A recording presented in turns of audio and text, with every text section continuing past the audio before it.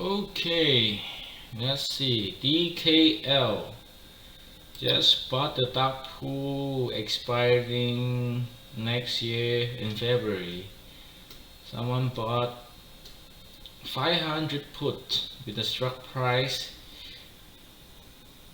of 60, and they got 500 contract, so it's about almost 300,000, 295,000, and it's in its energy section.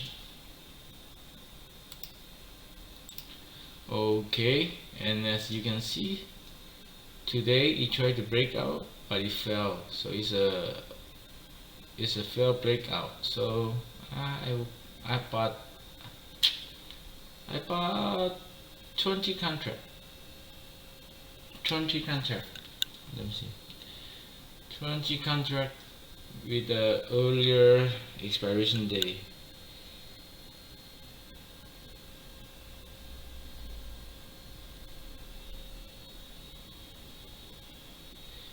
And let's see how it goes. Oh, actually I bought 13 contract. 13 contract, because this stock is not that liquidate. So when I buy the call, I did not get a good full price. I got filled at 109.